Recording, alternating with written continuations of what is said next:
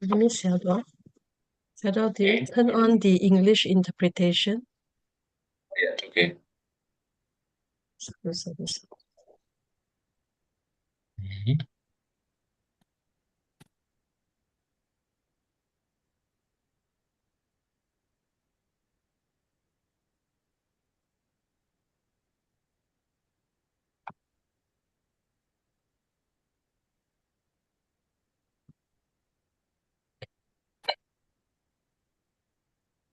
Xiaodong, are you ready to start the Dhamma talk?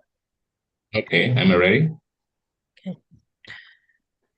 On the Miss Xiaodong, and good evening, everyone. Good morning for everyone in the East Hemisphere. Welcome to the 7-day plus 14-day Samatha-Vipassanā Meditation Retreat conducted by Sayadaw U Aganya and Sayadaw U Kovida. Today, Sayadaw U Kovida will continue with the Dhamma talk on Bojjhanga Sutta, Part 6. May we now respectfully invite Sayadaw to start today's Dhamma talk, and may we invite both interpreter Bante to start the translation. Sadhu, sadhu, sadhu. Everyone, we can pay homage to Buddha by reciting Namo Tassa 3 times. Namo Tassa Bhagavato Arahato Sama Sambuddhassa. Namo Tassa Bhagavato Arahato Sama Sambuddhassa. Namo Tassa Bhagavato Arahato Sama Sambuddhassa. Yesterday, we just talked about Satyaka Parivajaka. I think this story is a very famous. Many Buddhists also know a version of Buddha. But today, I should talk about Arita Bhikkhu. How is his wrong view? We can also say Arita Bhikkhu is very knowledgeable about Abhidhamma and Sutta, but he has very little knowledge about Vinaya. Now, another thing is he messed up Vinaya and Abhidhamma. In the case of Vinaya, it's a rule and regulation. We cannot talk about Nama Rupas or Anicca Dukkha or anything. Sometimes people misunderstand about Vinaya. Then they also say, if Anicca Dukkha Anatta, why do we have to follow many rules and regulations? They have this kind of question. So when we are talking about morality, or we are going to talk about the Patimokkha rules or moral shame, moral fear, and this kind of case, we should not say anicca dukkha anatta. This is also not right thing to do. In the case of Venerable Arita, she is very wise, we can also say. Very, very wise. Then as a bhikkhu, we have 4 basics. Now when we are going to use 4 basics, now we have to do some recollections of using. We can also say we have to recall the purpose of using 4 basics. For example, when we are wearing, we also have to review or recall the purpose of wearing. So we wear the clothes to protect our body from heat and cold, insect bites or mosquito bites, and any other sickness from the body. This is only the purpose of wearing the clothes. Then we also can protect heat and cold, right? These are the purpose of wearing the clothes. Similarly, when we are going to eat, we also have to recall the purpose of eating foods. So we just eat these foods to maintain our body, to be able to practice the 3 trainings and so on. So these are the way of recollection when we are using requisites.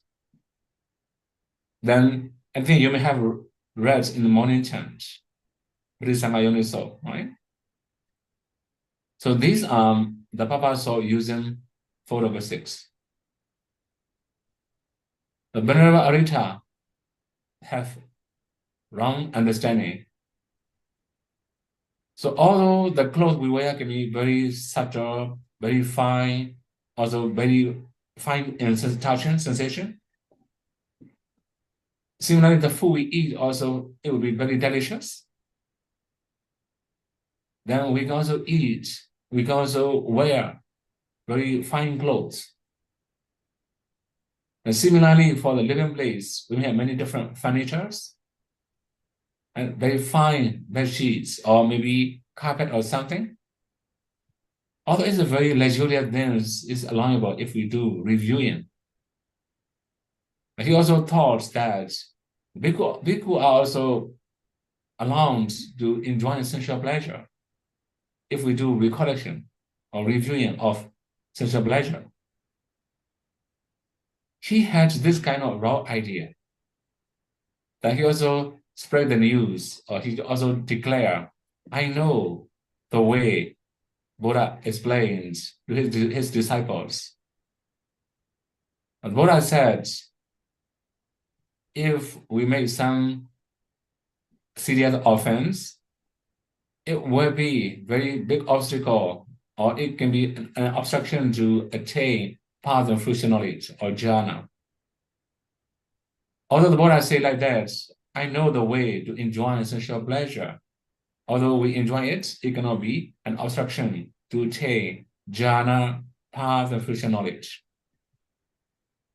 He declared like that. He also shared his thinking, the way he had got idea.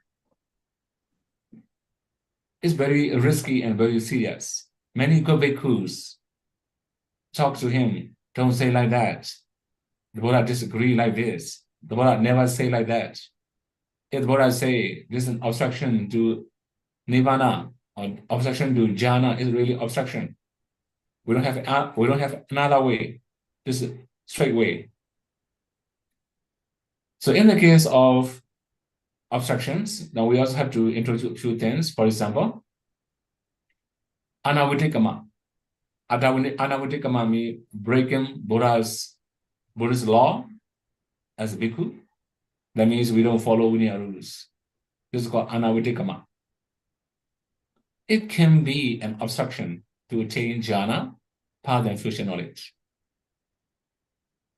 So when we have committed something, we must confess at least. There are some other very serious rules. Then, although we confess, we cannot recover from that kind of mistakes. We have some provision. We have to do some provision in this community. This is very serious offense. It will be long process. Now we also have another rules. For example, nistakya patitya. In this kind of rules, we must relinquish and we must confess. For example, okay, very easier one for all the meditators. For example, we may use money. We may handle money. In the case of money, if we touch, this is a little bit easier offense, not that serious offense. If we accept it, it's a little bit serious. Okay, touch and acceptance are two different things. Okay, for your understanding, I should also elaborate a little bit more about accepting. When we say accepting, there can be three things. We ourselves accept it, we encourage or we allow or we ask somebody to accept for it. This is also two things. Another thing is we agree when somebody puts the local 6 nearby. Let me money nearby. So these three conditions. So in this case, this is called nistakya patitya. We have to relinquish. Nistakya means relinquish. Patitya means this is all patitya offense. So this is the procedure. First, relinquish, after that, confess. So in this kind of case, although we confess without relinquishing, it's impossible to recover from this kind of mistake.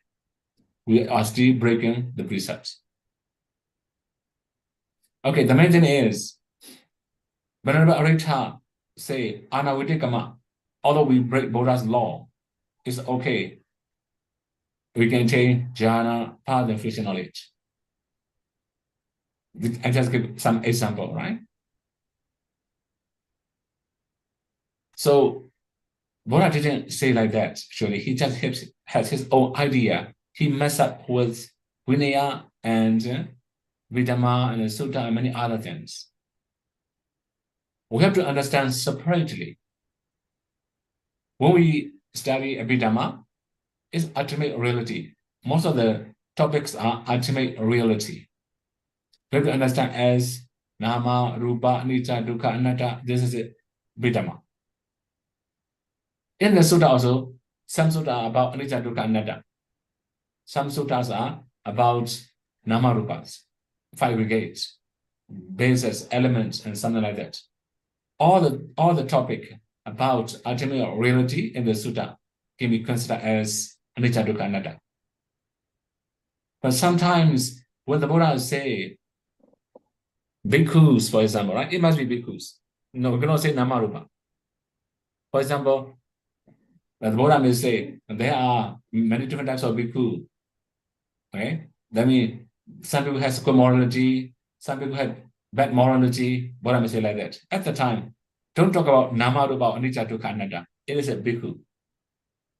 It is a morality.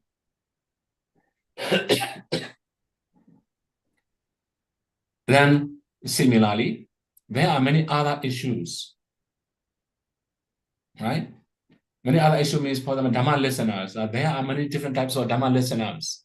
Some Dhamma listeners, they can understand the Dhamma deeply. Some Dhamma listeners, they don't understand Dhamma deeply. For example, I may say that kind of things. In this case, we must understand as a Dhamma listener. Don't talk about Nama Rupa or Anicca, Dukkha, Anatta. So in the case of Sutta, we have 2 different parts. Some Sutta are conventional truths. Just talk about daily usage. Now we have to follow daily usage. For example, in Anguttara Nikaya, we have some sutta about couples, a married couple, right? Then they are mentioned as like a dead man and divine woman, and also dead woman, divine man, different couples. Buddha also mentioned. That means some couples, husband is immoral, wife is immoral, wife is immoral, husband is immoral. In this way, the Buddha explains.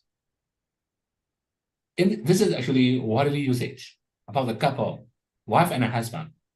In this case, we cannot say Anicca, Dukkha, Anatta. So when we read Sutta, we have to understand these 2 different things. It means this Sutta means Anicca, Dukkha, Anatta, or just worldly, for worldly happiness, or to have better lifestyles. Okay, if we summarize, he must have many things, conventional truth and ultimate truth. It became very messy. Then he also talk about reviewing knowledge or recollections or something. Then he misunderstood Sutta, Vinaya, and Abhidhamma. But he also declared he knows the ways to enjoy sensual pleasure. Although we enjoy sensual pleasure, it's not breaking precepts. Then here's this kind of wrong view. Then finally, we meditate, or when I hear that, Buddha also try to not to say like that. It's not truth. Mostly, when somebody makes this kind of mistake, Buddha say, Mokkha Purisa. Mokkha Purisa means useless man. So Buddha say useless man.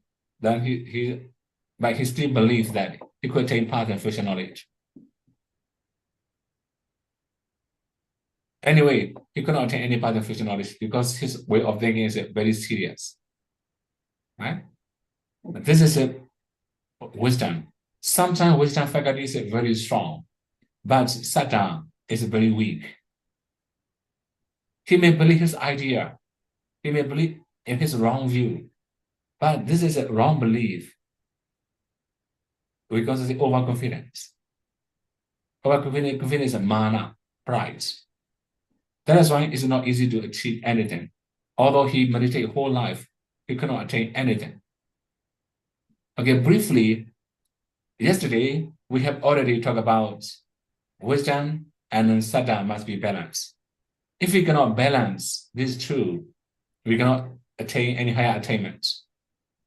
So in the case of Sajjaka or Arita, they are wise, but they don't have faith in the Dhamma.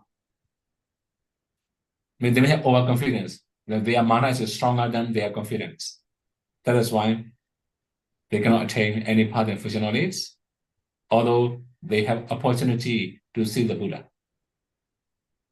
I have another story. The story of a man who did not show respect to the Buddha, thinking that mental respect is more important than bodily and bhava respect. So this is also actually very, we can also say wise, right? Very wise. Mine is more important. Yeah, from time to time, you must have heard this kind of topic in many different teachers, many different Dhamma talker. Okay, in Dhamma we have one story. One bhikkhu, he was ordained, he learned Vietnamese, Sutta, Vinaya, and many rules and regulations. He was not very happy. Then he went to this rope. Oh, in Buddha teaching, it's not easy even to stretch out our hands. It's not very easy, right? Very serious. There are many rules and regulations. It's not very easy to survive. He went to this rope.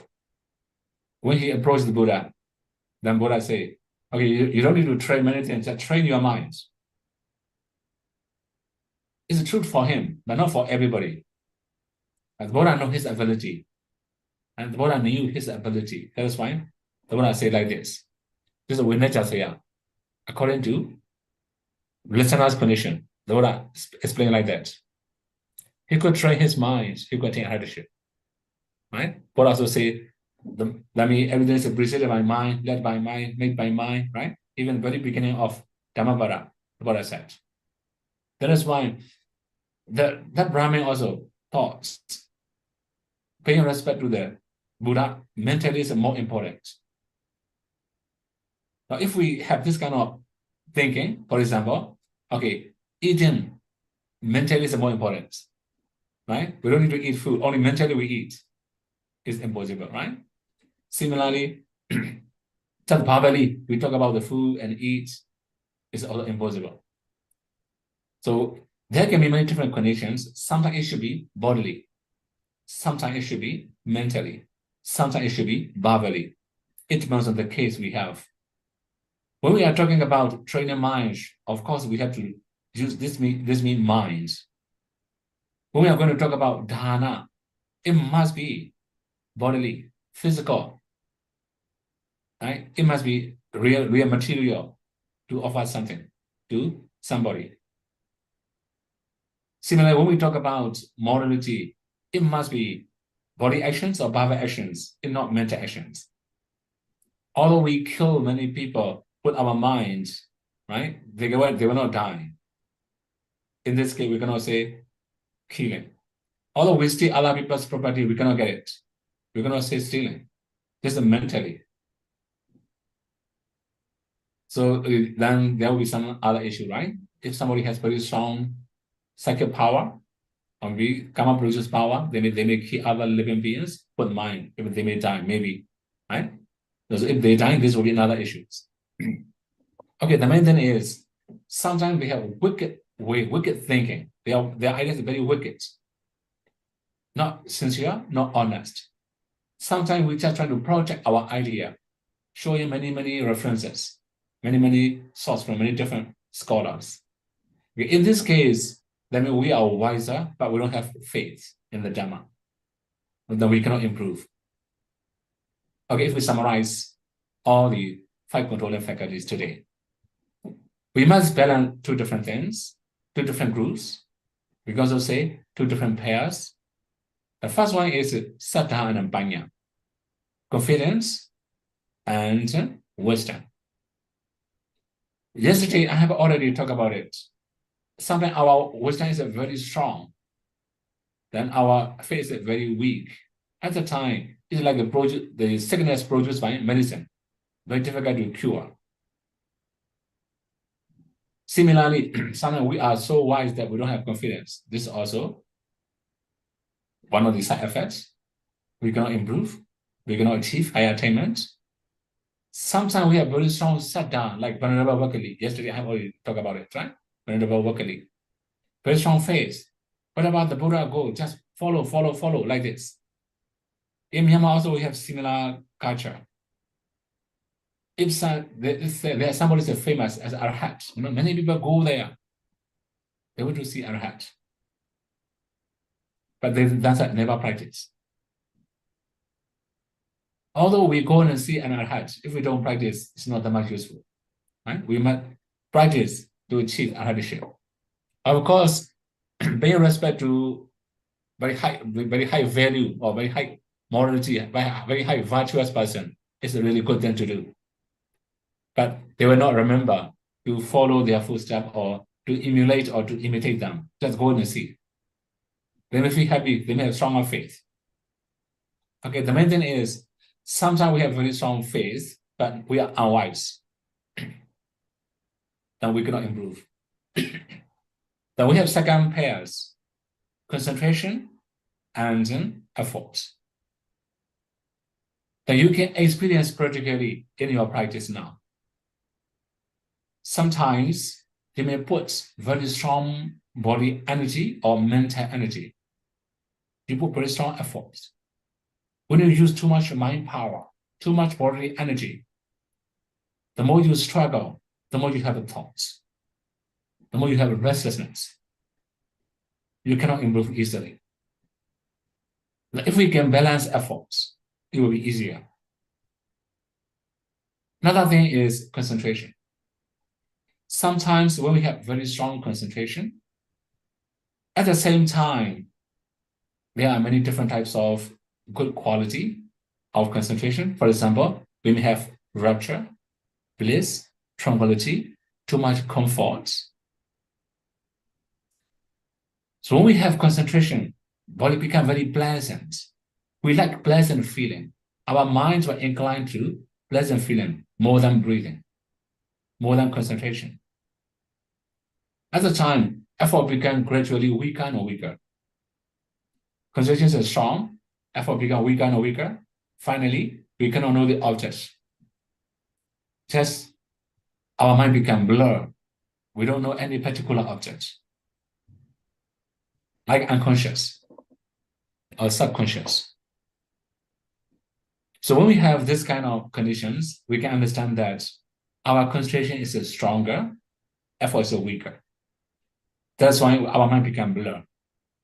If we have maintaining effort, we can overcome this problem. Okay, how to maintain? Okay, I just say very simple way for beginners. When you have too much comfort, too much pleasant feeling in your body, then just trying to remind yourself to keep knowing breathing. After a few seconds, remind one time. Or after a few minutes, remind one time. In this way, you can maintain your concentration. So in this case, concentration is stronger, effort must be able to maintain that concentration. If you cannot maintain, this also not balance and controlling faculties. We're gonna have good results. Okay, I have already said many times, mindfulness is a key player. Anytime, in any conditions, mindfulness is needed. When we have awareness, we can also know which one of faculties is stronger, which one is weaker. We can recognize. We can easily know it. If we are unaware of it, we cannot know it. We cannot improve anymore. So mindfulness is a key player. When you have a lot of thoughts, you must consider, or you must review your practice. Put in too much effort or very weak efforts. At the same time, so although you have very strong confidence, you're going to improve. You have to balance confidence and panya. Sometimes you struggle a lot, then you may have a lot of thoughts. Sometimes you relax too much, then your mind becomes blurred.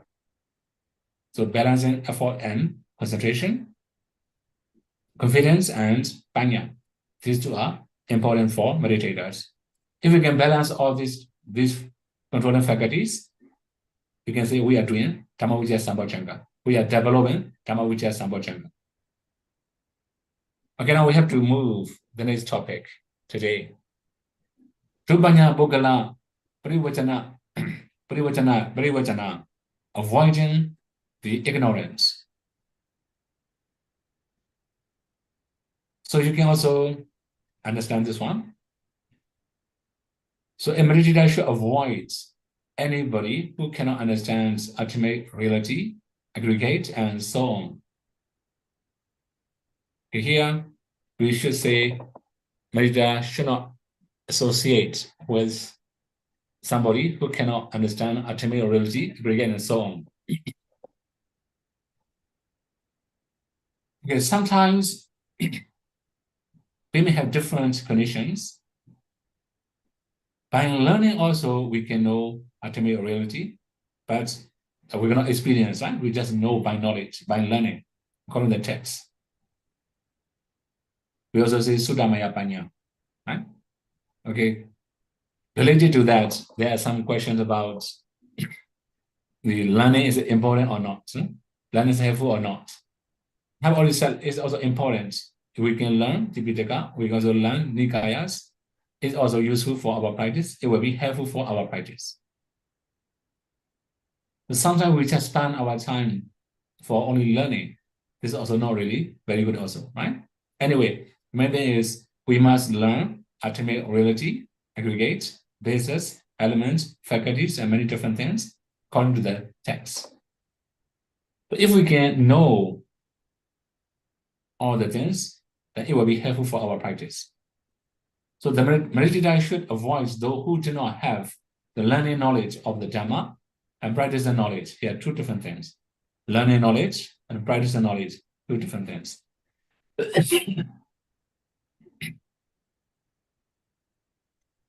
So first we must learn about meditation subject. Then we must practice. So then when I talk about this one, about learning and practicing, which one is important? Will somebody ask, right? See, both of them are important. Sometimes we know many different things. We don't practice. Our knowledge is useless.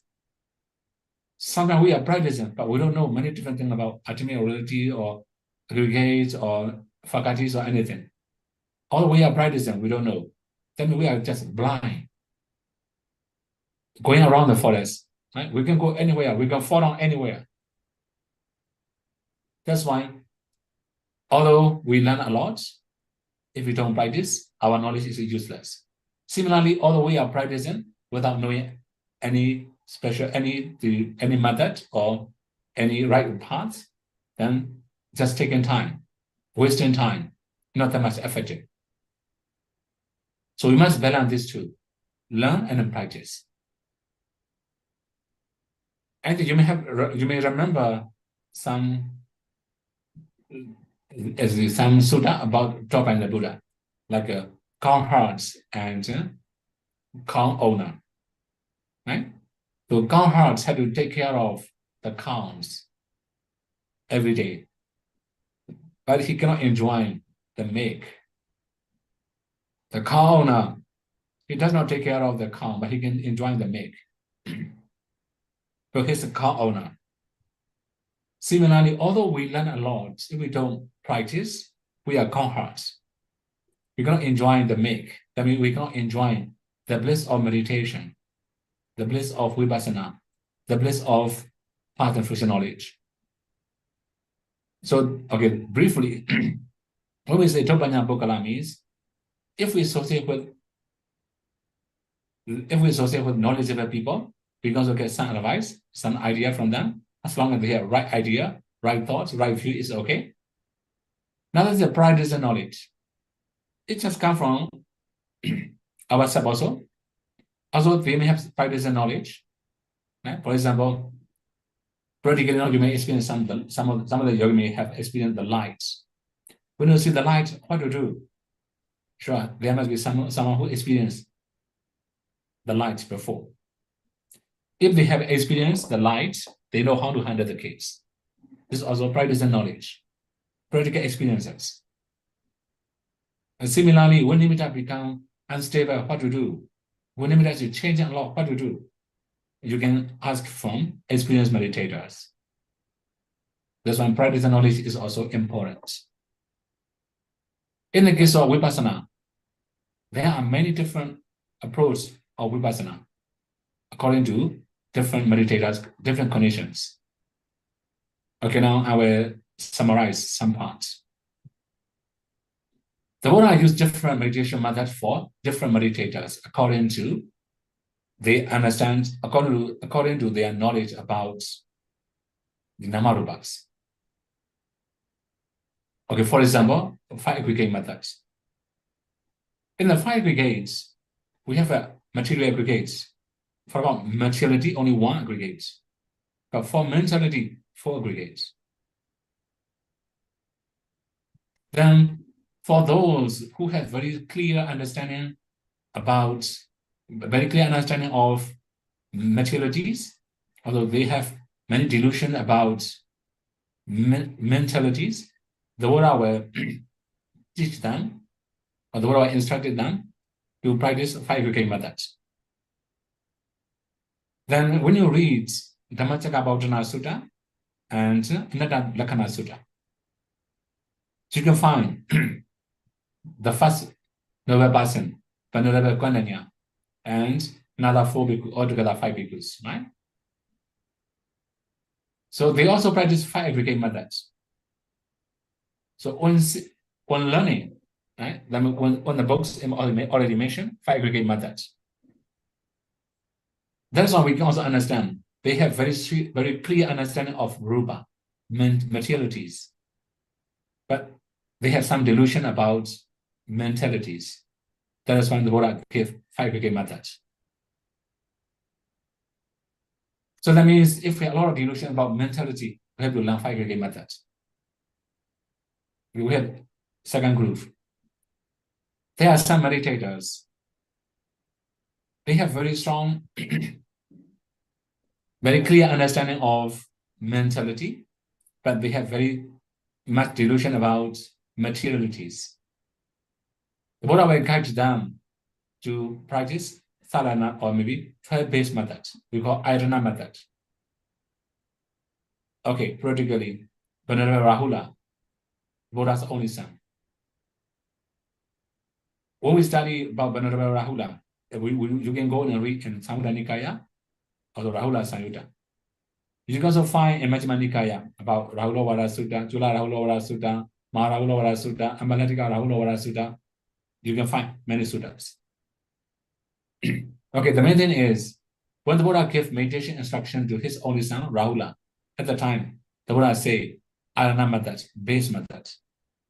Because he is very clear he has very clear understanding of mentalities, but his mentality is not very clear in his mind, his view.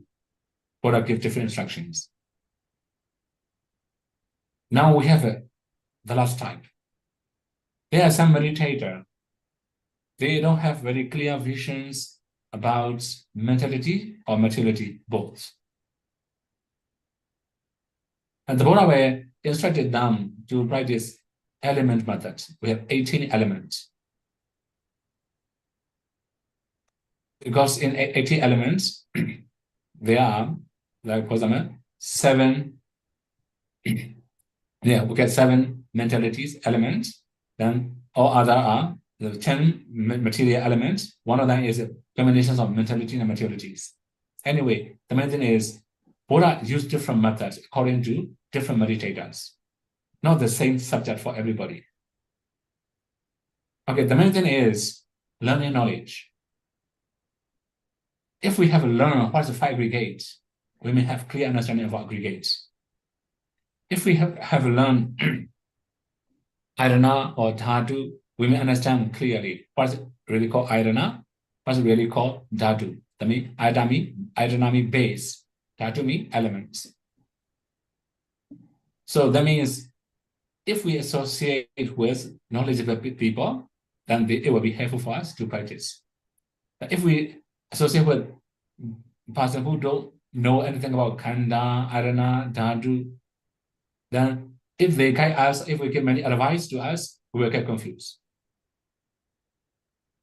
Similarly, for our practice and experiences, those who don't understand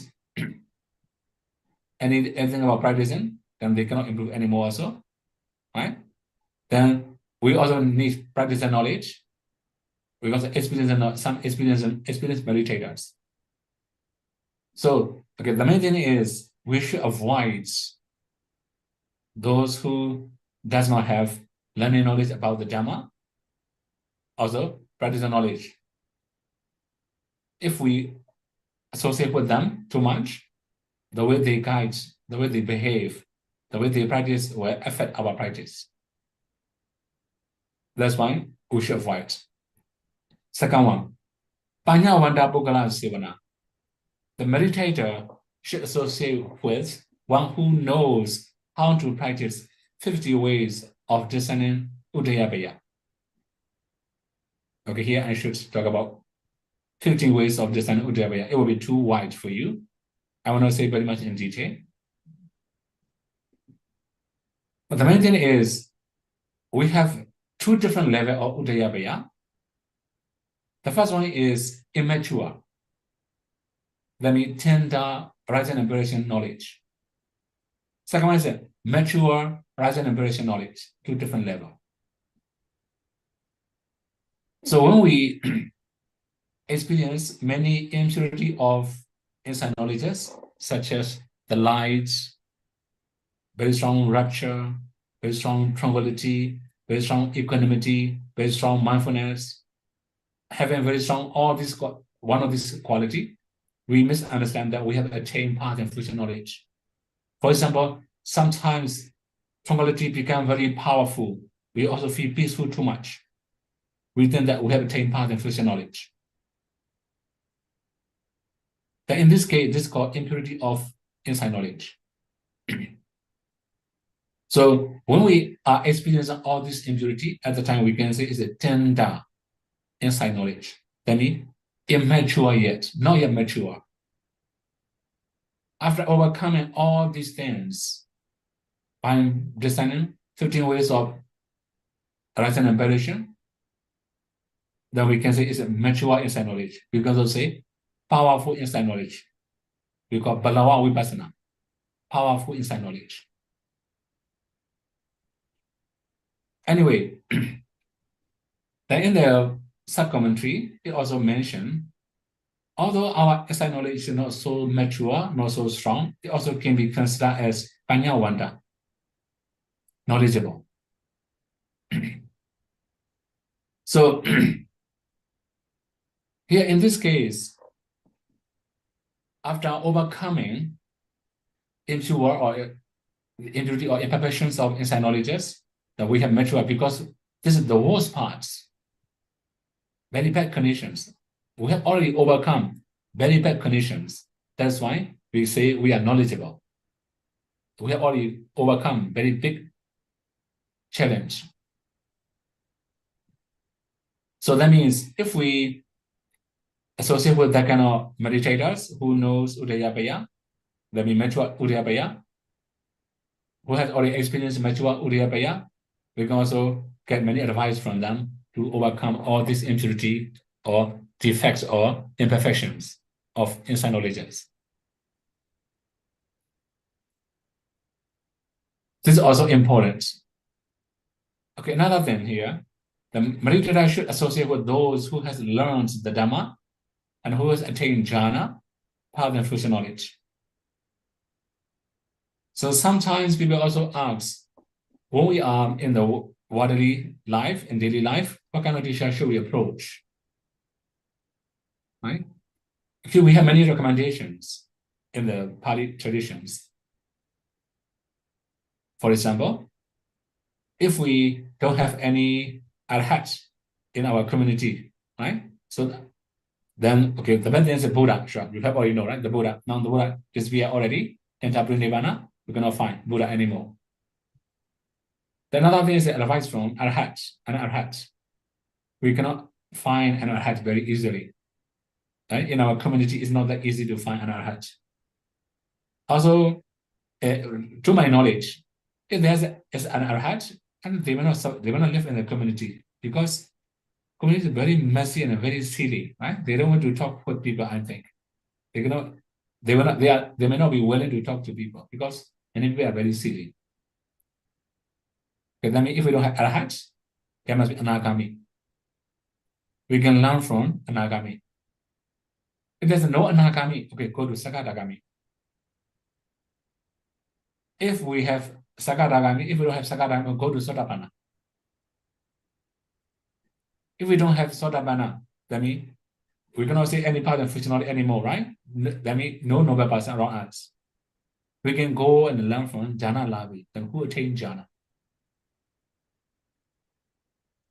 Also, sorry, we can learn from Vipassana practitioners, those who know how to practice Vipassana very well. As I have already mentioned, 15 ways of discerning knowledge, right? Uttaya too much, right? 50 ways. Okay, if we summarize, there are 25 ways of discerning arising stage, 25 ways of discerning liberation stage. It will be too wide for listeners. That's why I not explain that one. The main thing is we can go and learn from that kind of meditators who has already learned many different ways of discernment. If we don't have this kind of practitioners, then Jhana Lavi, who can attain Jhana, or who has attained Jhana, like he or she can be the teacher. If there's no Jhana Lavi, then we can go and learn from Tripitaka, three Pitaka memorizer, because they are knowledgeable about Pali text, commentary, and sub-commentary. Then they can combine, they have comparative study, then they can give you proper guidance. Then if we don't have Tripitaka memorizer, okay, there will be 2 Pitaka memorizer, also possible, right? Then, okay, we can also say another way. We have 5 Nikaya. The long discourses of the Buddha, the middle-long discourses of the Buddha, then we have connected discourses of the Buddha, then numerical discourses of the Buddha, finally we have minor discourses of the Buddha, Khuddaka Nikaya. We have small discourses of the Buddha, right? Very small collections. So that means if we have known 5 Nikayas, sure, we can say more knowledgeable. We can go and learn from 5 Nikaya learners, memorize our learners. If we don't have 5 Nikayas, okay, we can go to 4 Nikaya learners, memorizers. If there's no 4 Nikaya memorizer, go and learn from 3 Nikaya. If there's no 3 Nikaya, okay, go to 2 Nikaya. If no 2 Nikaya, okay, go to 1 Nikaya memorizer. They can get suggestions. That's why when we talk about Panya Vanda Bukala Sevana, that we should talk about Udayabaya is very high quality already. If we don't have this kind of person, who should we approach? We should go and learn from knowledgeable person about the Dhamma. Then they have a knowledge, but the main thing is sometimes the way they practice and the way they learn are 2 different things. Right? Although they are knowledgeable, they don't follow the Buddha text. They just interpret as they like. Then it will be some problem also. Okay, the main thing is Panyamata Pukala means we must learn from knowledgeable persons or experienced meditators. This is called Panyavanda Pukala Sevana. Okay, now we have the next part. Gambira Jnana Jriya Pachavakana. Reflection on the profound difference of how to perceive process of aggregates, modes or elements, sense bases, and so forth. This is also really very important for practitioners. Maybe sometime we may reflect on the very profound dhammas, but it just causes a lot of thoughts also, right? Sometimes we're going to understand it's very far from our knowledge also. Okay, for example, aggregates now. When we say aggregate, 5 aggregates, it's very easy. Material aggregates, feeling aggregates, perception aggregates, formation aggregates, consciousness aggregates. Okay, now, this is just the first step, 5 aggregates. Okay, how many of materiality? The first aggregates. We must know how many of materialities, the number of materialities. When we are practicing, we must know all types of materialities. But when we are understanding materialities, we have to know all types of materialities. But when we are going to contemplate as anicca dukkha anatta, we must contemplate only concrete materiality as anicca dukkha anatta. That's why we have to know material aggregates clearly. Then also, here I already mentioned the process of aggregates. How they arise as a process, we must also know. Similarly, feeling aggregates. How many types of feeling? And how they arise? Also, what's the process of arising of feeling aggregates? Similarly, perception aggregates. Perception, feeling and perception, these two are actually mental factors. They cannot arise alone. They arise together with many other mentalities. We must know all the process. We must also know all the associated mental factors, how they arise. Similarly, formation aggregates. What are really called formation? How many formations are called formation aggregates? So although it's very easy, right? The material aggregates, feeling aggregate, perception aggregates, formation aggregates, we say very easily. But if we try to analyze, they are very deep meaning. Similarly, consciousness aggregates. How many types of consciousness do we have in our daily life? Okay, that means when we are going to talk about material aggregates, okay, consciousness is also really very important. We must know consciousness, but also, according to the conditions, there will be different consciousnesses. They also arise as a process. We must know the process of consciousness. We must also know how they arise. How many mental factors are arising together with consciousness. So these are called Gambhira Jnana Vichavakkana. We must try to investigate or analyze all the things. If we cannot understand well, we must learn from somebody who knows it. In this way, our Dhamma knowledge will become stronger. We call Dhamma Vicaya Sambojjhanga. Okay, another thing is mode or elements. Actually, there are many different topics about elements. For example, you may have already known 4 elements. Earth, water, fire, and wind, 4 elements. Sometimes the Buddha also explains 6 elements. So 4 elements plus space element and consciousness element. So altogether 6 elements. Sometimes the Buddha also talk about 18 elements. So whenever we talk about elements, we have to check what kind of elements. The Buddha refer to which one?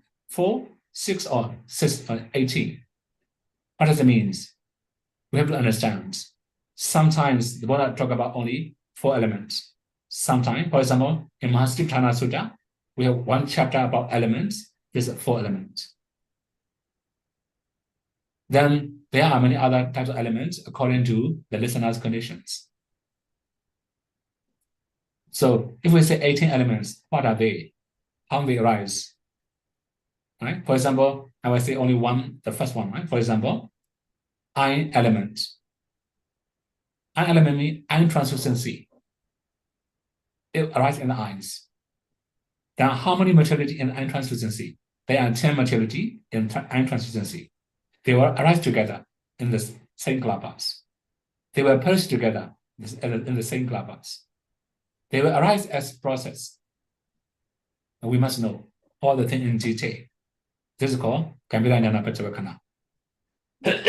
It will be too wide for you. That's why I don't say too much. Similarly, we also say sense basis. Sense basis is now here already mentioned sense basis, right? That means ions, ion base.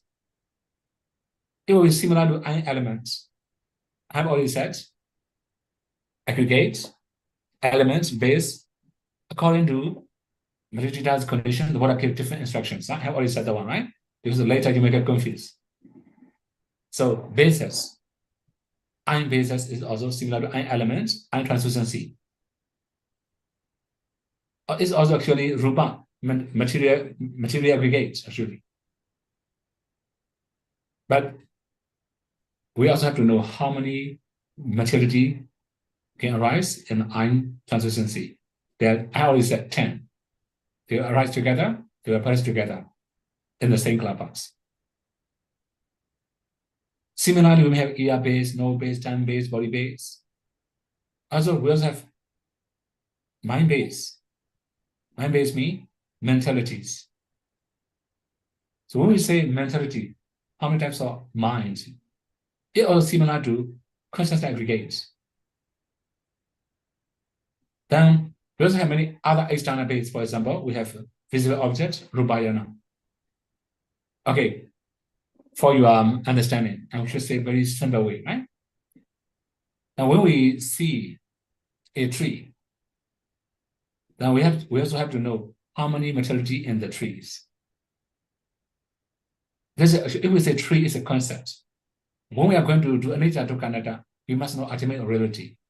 So they are temperature produce materialities.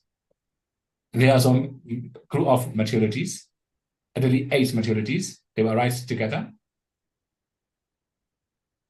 So sometimes the wind will blow them, they may produce a sound. Right? There are many other materialities on it. Okay, the main thing is, if we say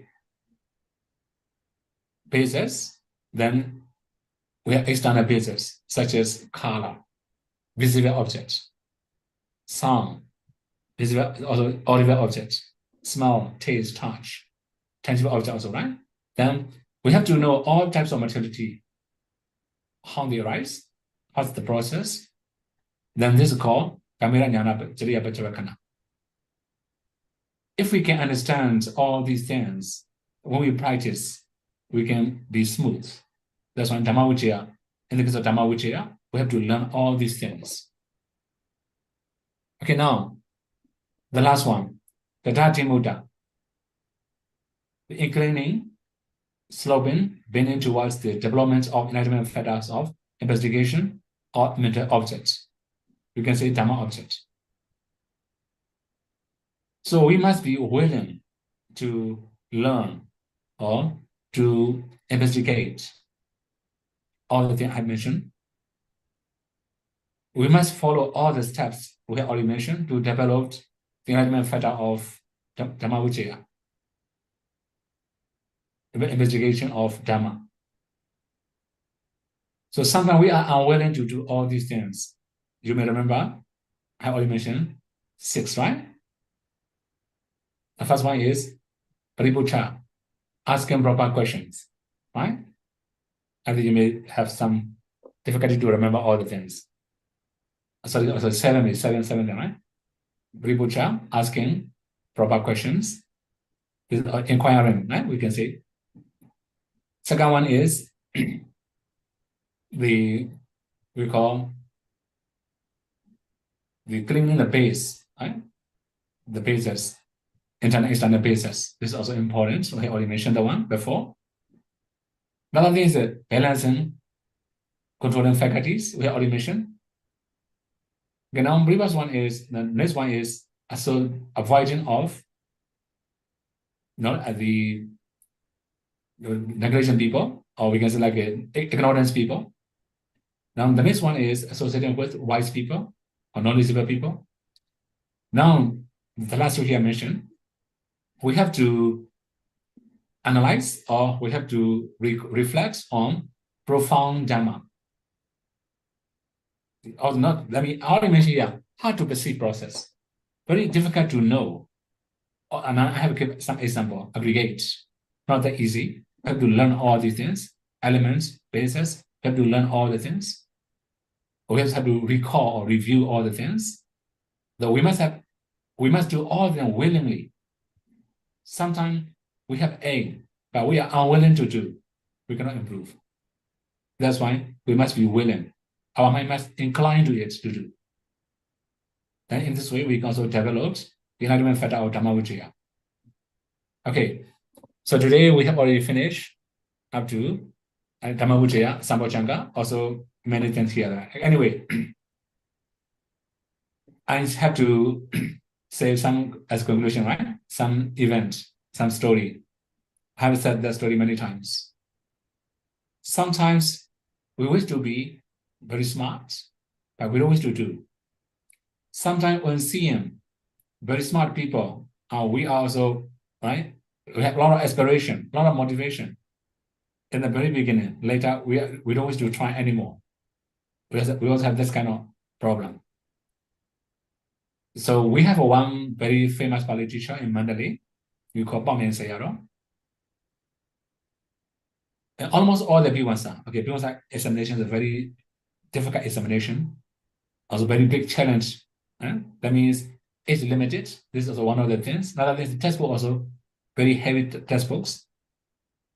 Not only that, the question also very difficult. Very difficult means they have both. They also have to memorize many things. They also have to think about many things. That means they have two different ways: memorizing and thinking. Although they can memorize very well, if you cannot think very well, they're gonna get good idea and they're gonna take the examination. So combination of these two, memorizing and thinking, or analyzing. Okay. So many of B1 stars are his students, Pamen Sayadaw students. And one day, a young bhikkhu approached Sayadaw. He's also very, very strong desire to be good teacher like him. Then he approached and asked Pamen Sayadaw, Sayadaw, I wish to be good teacher like you. What should I do? Then Sayadaw recommends, okay, if you wish to be good teacher, you must learn niyama. Niyama means we have the formula. We call niyam in Pali. But in Myanmar language, we call niyam. Niyam comes from niyama. The fixed fixed formula or formal way of approaching to the Pali canons. So we have many niyam, many niyamas. Some of them are very similar. Okay, for your information. Okay, I would say only one niyam, Shezang niyam, 3 volumes. Each volume more than 600 pages. You can imagine, right? Let me explanation of Shezang niyam. Big volume, 3 volumes for only one. We have many other niyams like Phayaji niyam or many other niyama, many other theories from different scholars. And once they are recommends to the young people, okay, just trying to memorize niyama. And when you read somebody passage, recall it's in going with which kind of theory. Then you can explain the theory clearly. All the students are very interesting. They will be interested in your teaching. Then they also have clear vision that you can be a great teacher. Then the young bhikkhu replies, Venerable Sayadaw, there are many niyamas. Also, there are many similar niyamas also. It's a little bit difficult for me to remember many different types of niyamas. Also, I'm a little bit lazy to remember niyamas. Then Sayadaw replied, what will you wish to be and what you can do are opposite. Simple, right? Sometimes if you wish to be, we must be able to do it. But similarly, if we are going to develop enlightenment factor of Dhamma-Vijaya, we must be able to do it. We must have ability to do it. So we have to upgrade our ability. That is why, maybe yesterday also I have already talked about it. This part is not for beginners. I have already said, right? When you go and read Samatha-Vipassanā Sutta, Bojjhanga Sutta is not for beginners. But some of us are suitable for beginners. That's why I chose this topic. But anyway, so today we have already started, or we have already finished Dhamma-Vijaya Sambojjhanga, or among the 7 Sambojjhanga, and just finished 2 up to today, right? So I think this is the last day for the first retreat, right? Anyway, this is also useful for practitioners, right? Anyway, then whether all the material leave or remain in the retreat, have to continue Bojjhanga Sutta, second retreat also. Okay. So now, I have already mentioned knowledge must be useful for our practice. Similarly, our practice must be based on our knowledge. Sometimes we have to learn a lot, but all our knowledge are not that much useful. Sometimes we are practicing, but we don't know anything. It will take longer time.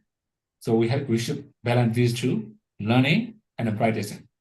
This is also the way to develop Dhammavidya Sambhojjhanga. Okay? May you all be able to learn Buddha teaching, and may you all be able to practice Buddha teaching. As a result, may you all be able to realize the final cessation and not suffering. Sadhu, sadhu, sadhu, sadhu. Thank you, Sayadaw. Sayadaw, shall we proceed to the question and answer Okay. session? Okay. Okay. Dear Dhamma brothers and sisters, if you have any question, please put up your hand. And Brother Chia Ho will bring the microphone to you. Or you may send your question to the Zoom chat.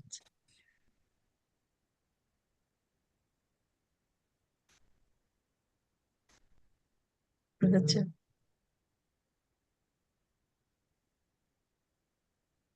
My name is Sayadaw.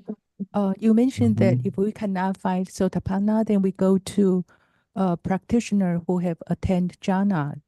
And then only after that, we go to people who are familiar with the five Nikayas and so forth. So my question is, are those practitioners who have attained jhana, Buddhist or non-Buddhist, are okay too? If they are non-Buddhist, but they have obtained jhanas, should we go to them first before we go to people who are familiar with the five Nikayas and so forth? Okay, in this case, now we are going to practice to attain Nibbana. For non-Buddhists, they may not have any knowledge about Nibbana, they may not believe Nibbana, right? So if they attain jhana, okay, we can go and learn under their guidance only to attain jhana. For Vipassana, we must learn from the knowledgeable people, right? So in this case, from my point of view, I don't recommend to approach this kind of teacher. That means non-Buddhist practitioners, right? Although you can attain jhana, then they don't know how to proceed to practice Vipassana. Okay? Next one.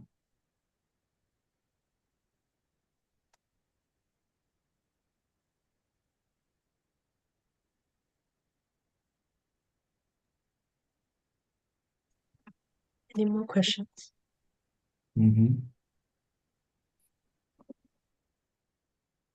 Dạ con xin kính đảnh lễ Ngài.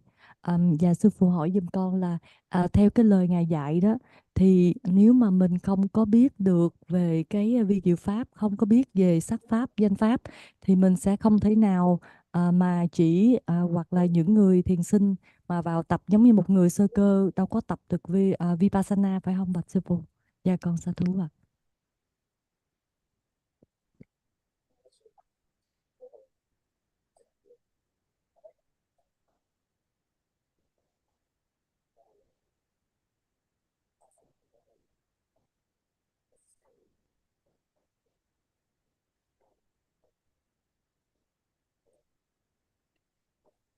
Okay.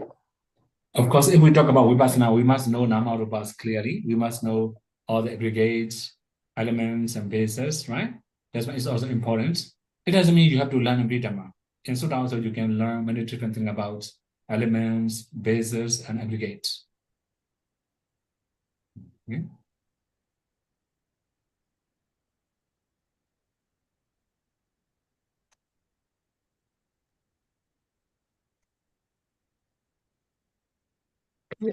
Sarah, there are two questions in the chat group.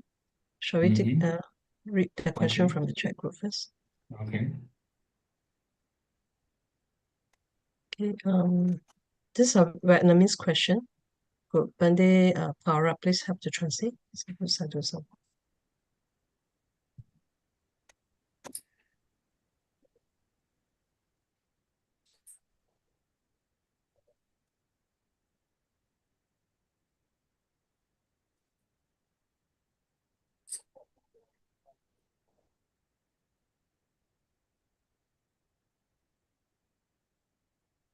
Okay, this is the normal for everybody. So you may feel pain, especially when your body becomes very weak, you may feel pain more. That's why it's just normal. So if you are used to be sitting, then it will be okay for you. And 45 minutes is actually long enough. If you feel pain too much, you can change your sitting position. Then you can also stretch your body again. Then you can release from pain. You can also continue meditating. It's okay.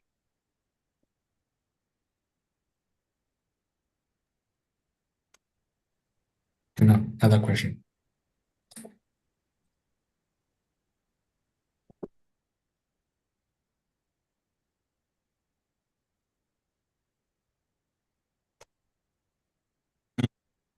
It's a very heavy topic, right?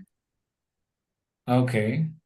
So if we say arising and aberration knowledge, it will be very heavy topic for you. Okay. I think I should give you some easier way to understand the one, because I have some collection here. Okay. Wait for one, right?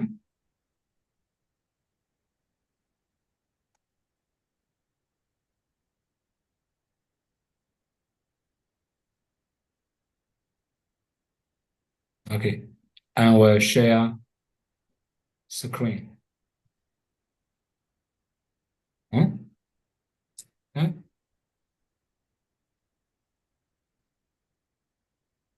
Huh? Good. Okay. I will share the screen, right?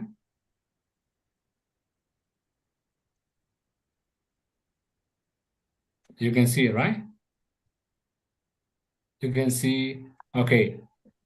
These are 10 affections or impurity. Okay. Avasa, light, jnana, knowledge, joy, pity, passativity, tranquility, or including idleness, and body, mind, and other pairs. Sukha, happiness, saddha, confidence, viriya, exertion, upatthana, foundations, mindfulness also. Another is the ubekha, equanimities, decanty, attachment. These are impurity, okay? So now, cause of a relationship. I will just introduce a very simple way. Okay, here, ignorance. The first one, ignorance, right? Because of rising of ignorance, here the materiality arises. Actually, among the materialities, there are only one. That is it. Karma produce materiality arise. Because of ignorance, karma produce materiality arise. Because of rising of craving, karma produce materiality arise. Because of karma produce materiality arise. Okay, because of nutriment produce materiality arise. Okay, these are cause of a relationship, right? After that, horizon. So these are the nature or horizons of material aggregates. We also design like this. Okay, one more thing. 4 causes, 1 effect. Because of the 2 effects, right? After that, we also have to know horizon stage. Similarly, we have mental factors. Mental factors mean we have 3 mental factor aggregates: perception aggregate, formation aggregate, feeling aggregate. These are also here, right? So that means ignorance. If we analyze again, ignorance. Which ignorance? Actually, ignorance in the past lives. Similarly, craving. Which craving? It's craving of the past lives. Karma. Which karma? Karma of past lives. But we start this life because of past karma, right? So we have to know all the past causes. Nutriment is the present causes. So we have to know both past and present causes of materialities. After that, we have to design horizon stage, how they arise. Similarly, there are many other aggregates. We have to do the same. We have I have another table here again. Okay, it will be very messy for you. That's why I skipped that one. Anyway, so here again, material aggregate, right?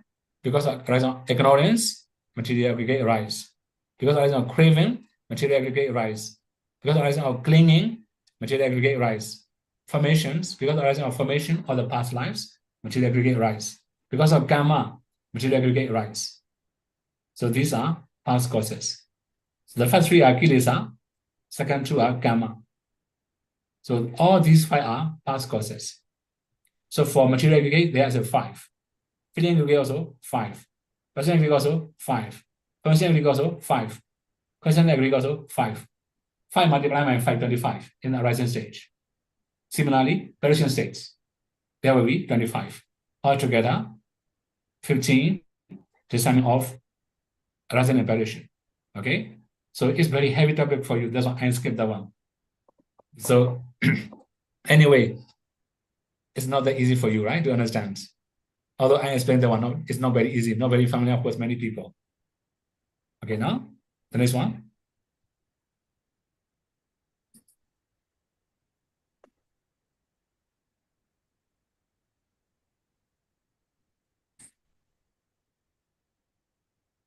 Mm-hmm.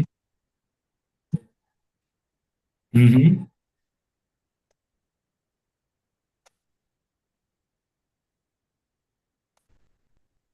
Actually, it's very difficult to say arhat or not, right? Because many similar cases in many different traditions. For example, in Tibetan Buddhism also, they have that kind of corpse. In Maya tradition also, they have this kind of corpse, right? They all after they pass away, then their body is no erosion. Having to Chandu, have seen some dead body, the corpse of Mahayana bhikkhu. Also in Tibet, also you may find many Tibetan bhikkhus, right? They also know erosion. So there can be many other reasons of that kind of events, that kind of case. We can also say this arhat or something, right? It doesn't mention when somebody became arhat, there was no erosion. For example, Putikadati Satira, one of the arhats. Before that moment, his body is erosion already, right? That's why it's not 100% truth, okay?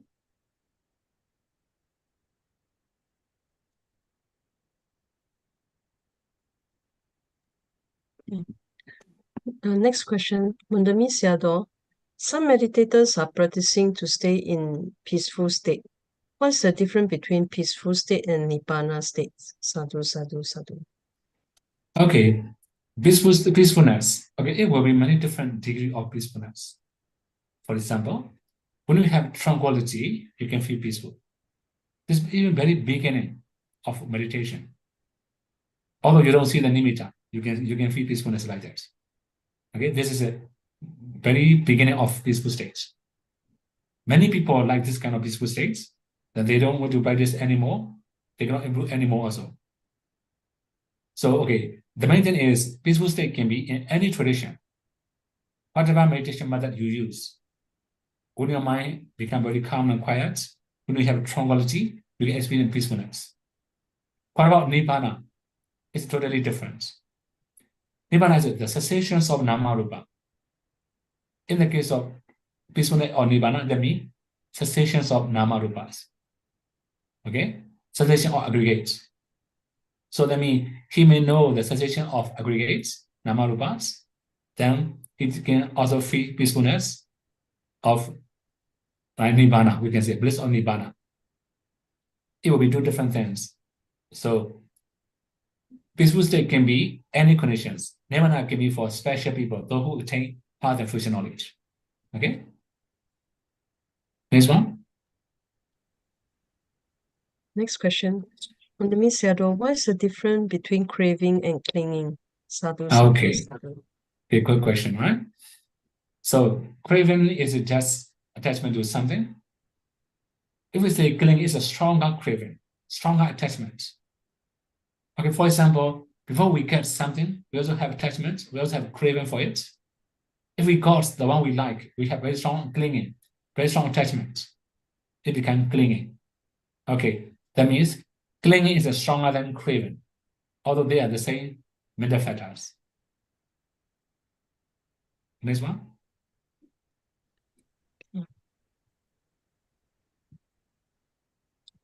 Mundami Siado, Siado mentioned a wise person can become a wicked person. How do we understand this? Sadhu, sadhu, sadhu. Mm-hmm. Okay. So you may be knowledgeable, right? Then when we are knowledgeable, so we can interpret many different ways to avoid our mistakes. Okay, practically.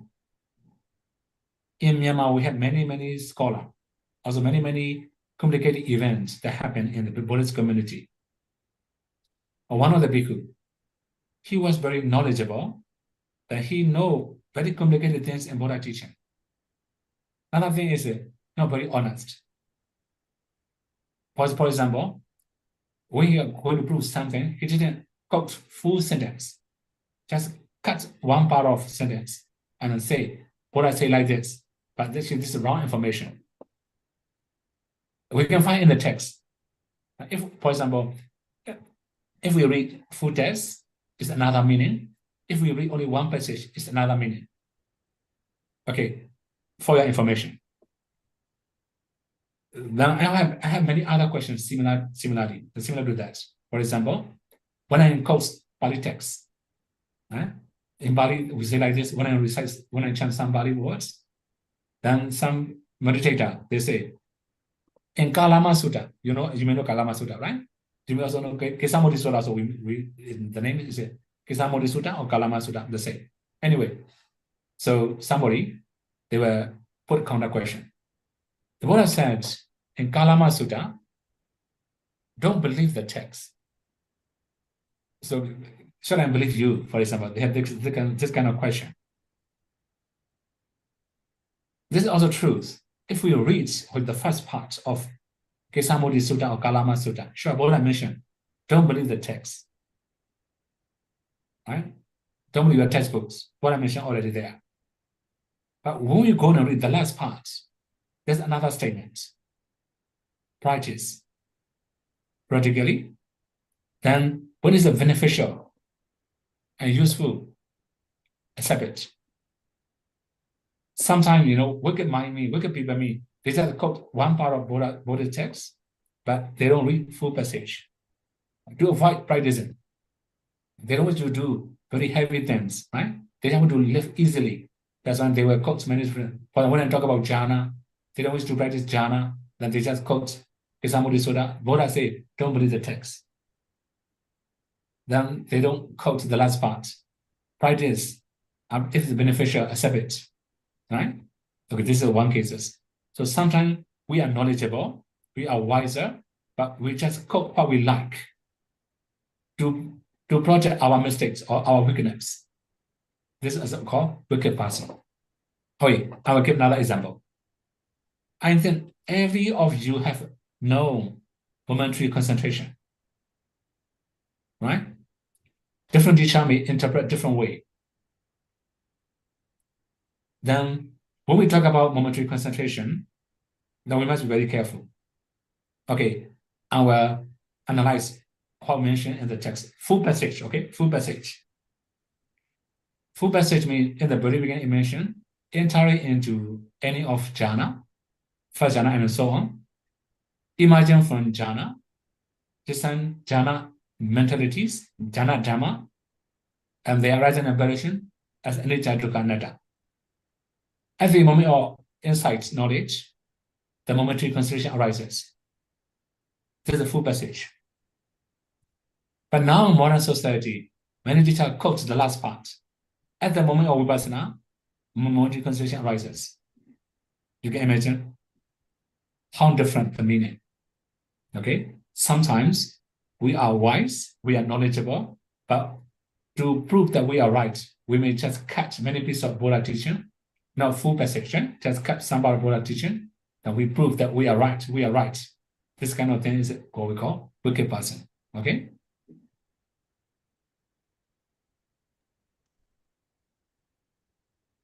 Next question. When the Misyado, is the touching point a prerequisite for the light of nimitta to arise? If a person can't sense the touching point but knows the whole breath mentally, is it possible for that person to have the nimitta of light? Sadhu, sadhu, sadhu. Okay, it's possible, although you don't feel touching points, as long as you can know the breathing, it's okay. Actually, in the instructions, mostly I also mentioned 3 different options: the in-breath, the out-breath, and the touching points. As long as you know one of the 3, it's right. Okay, it doesn't mean you have to feel touching or you have to feel touching points. You have to know touching points, right? So although you don't know the touching points, it's possible to see the light or to see the nimitta. Okay, next one.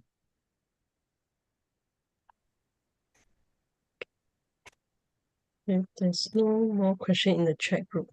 Dharma brothers and sisters, do you have any questions? You may raise your hand. Brother Jia Hong, there's one question.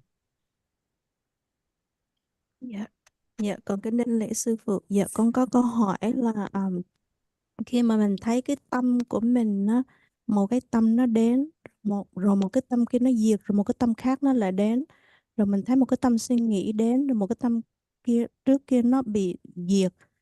Nếu mà mình thấy như vậy có thể gọi là mình thấy sự sinh diệt của tâm không? Dạ, cảm ơn sư phụ.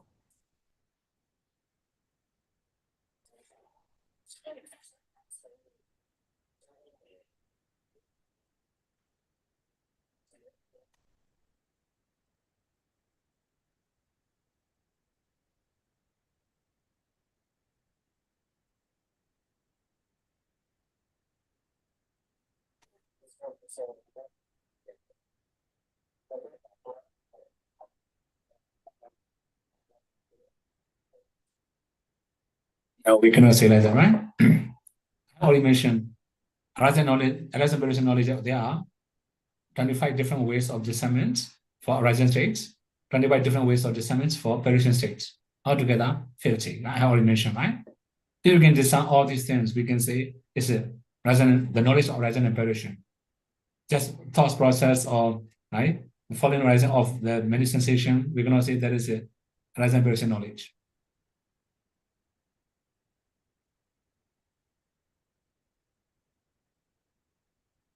Brother Jia Hong, there's one question from Yogi behind.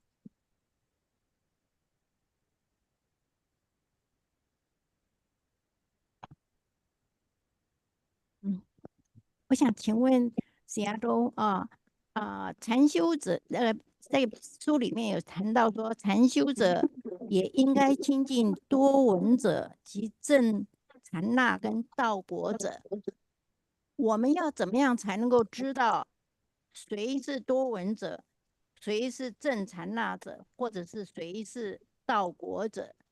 好像我被我好像听过说，对一个出家众，我不能跑去问他说你是不是道果者，或者是我跑去问他说你是不是多闻者。所以说，我们要怎么样才能够知道谁是多闻者、正禅那者或道果者？我们可以亲近他们。谢谢。Mm-hmm. Mm-hmm.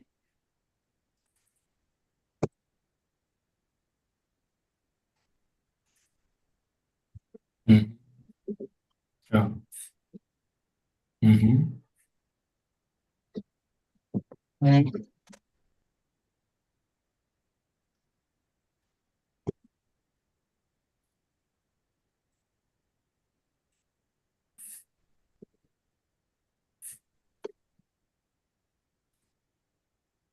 Mm-hmm.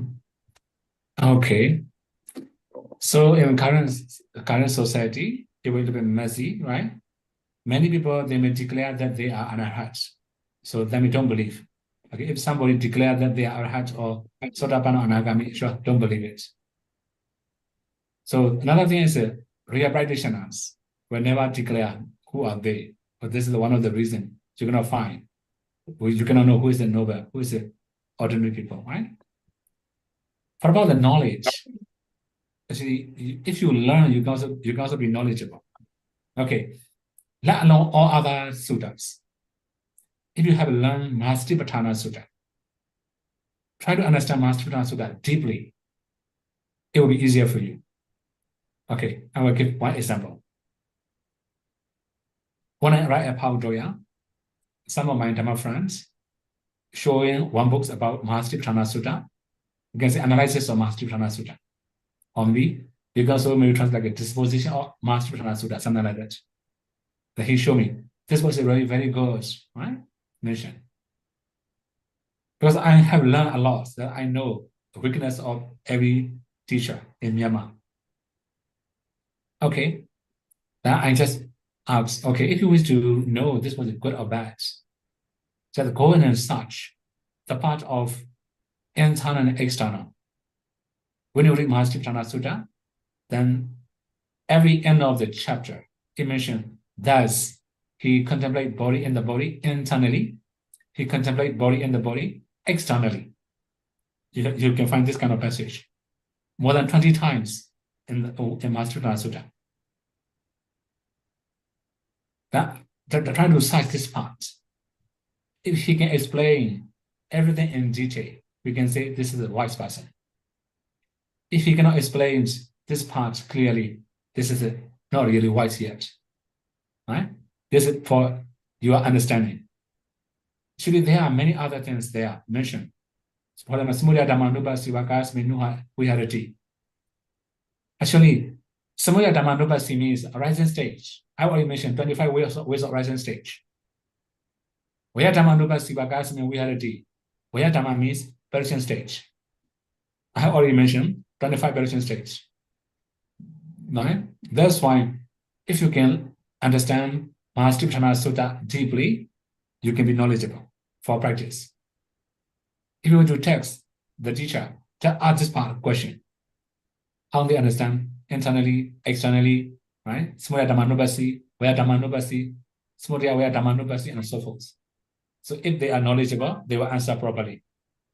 If they don't know, and if they don't understand clearly, they will not answer. Right? So another thing, it's also very deep and very profound. Okay? So that means just learn by yourself. That you can find knowledgeable people naturally. Okay?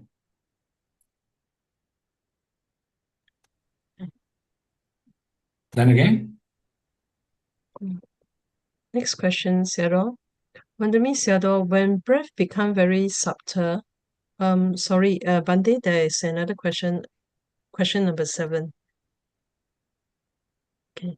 Sayadaw, could you please explain the meaning of long and short breath in the second step? Does the first step emphasize the awareness of the beginning of each breath and the second step the end of the breath, so that one gets the idea of long or short? Then gradually one's awareness is developed into knowing the whole breath, which is the third step. Sadhu, sadhu, sadhu. In this case, it's some misunderstanding, right? So long and short breath mean when you are breathing slowly, you have a long breath. When you are breathing very quickly, you have a short breath. You can understand like this. Okay, not because of beginning or end.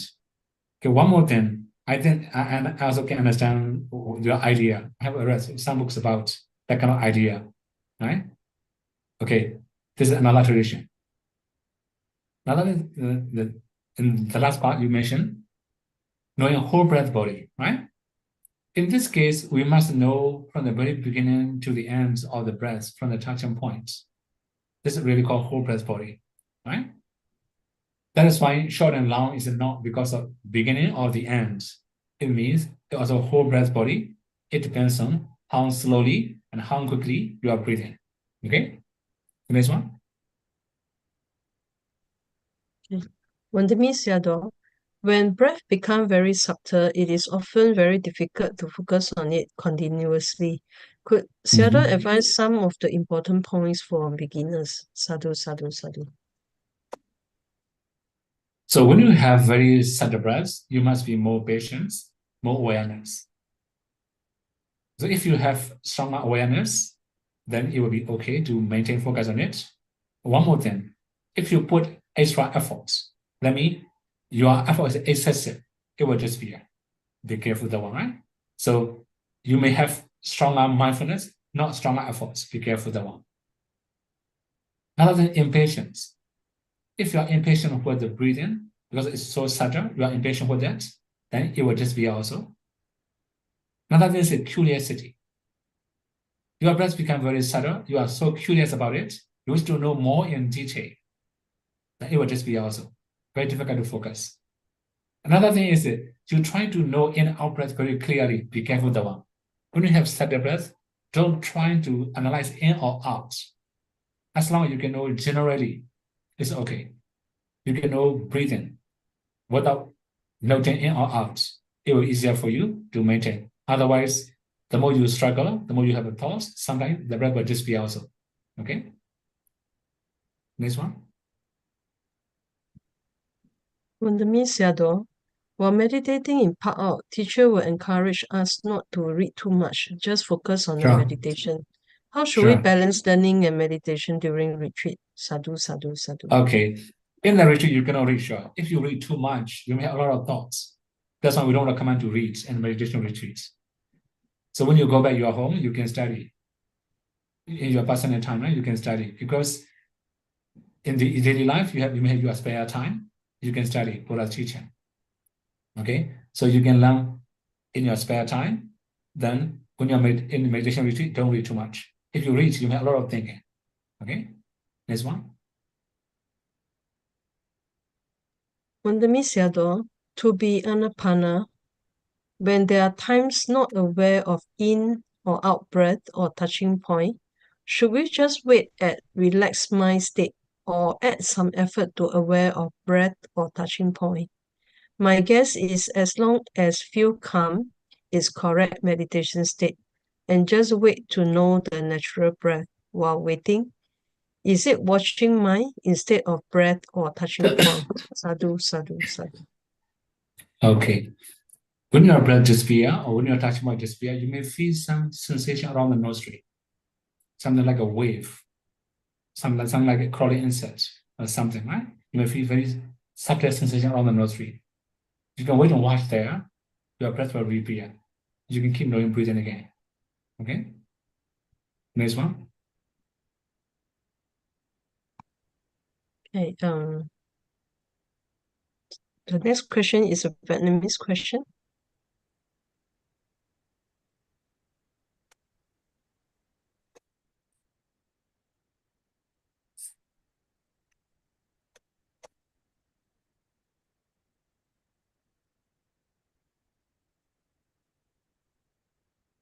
Mm-hmm.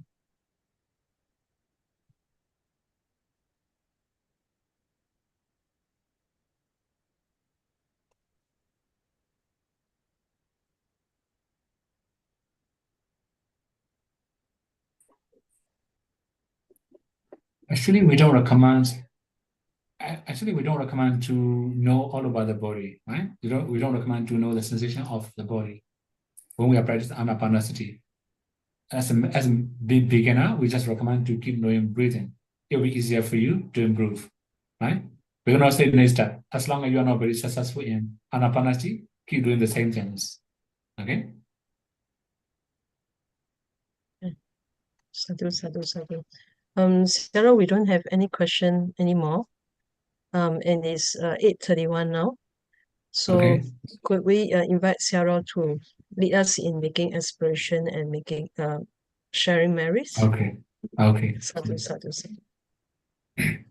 Etavadaja amehi sambadam punya sambadam sabbe jivanumodandu sabbe buddhanumodandu sabbe saddhanumodandu sabba sampati siddhiyam idhamme nyatinam hotu sukhita hontu nyatayo idhamme nyatinam hotu sukhita hontu nyatayo idhamme nyatinam hotu sukhita hontu nyatayo idhamme punyam asavakhaya vaham hotu idhamme punyam nibbanasa bhaktiyo hotu mama punya bhagam sabbasadanam bhajemi te sabbe me samam punya bhagam labantu sadhu sadhu sadhu. Sadhu, sadhu, sadhu. Thank you, Seattle, for your valuable teachings today. And thank you, our interpreter Bandis, for the translation. And thank you, everyone, for your time and participation. Here is just here will be a short announcement for tomorrow. Tomorrow will be the retreat closing for the 7 days retreat closing talk. It will be 8:30 to 10:30 a.m. New York time. So in the morning, 8:30 to 9:30, we would invite Seattle Waganya to give 5 precept to everyone and 10 precept for CLA. And then also we will invite Seattle to talk about meditation for 1 hour. And after that, from 9:30 to 10:30, we will invite Venerable Kovida to give a retreat closing talk. Then following that, we will have some offering and sharing of merits. And then about 10:30, we will do a group photo taking at the main Shrine Hall. So everybody, please gather at the Dharma Hall at around 8:15 a.m. tomorrow morning. Then after the group photo will be lunch, and after lunch, the 7 days yogi will check out and leave the monastery around before 2 p.m. Then we will have the 14 days yogi checking in between 2 to 5 p.m. tomorrow. Sadhu, sadhu, sadhu. So till we meet again tomorrow session, may all be well and happy. Sadhu, sadhu, sadhu. Thank you, Seattle.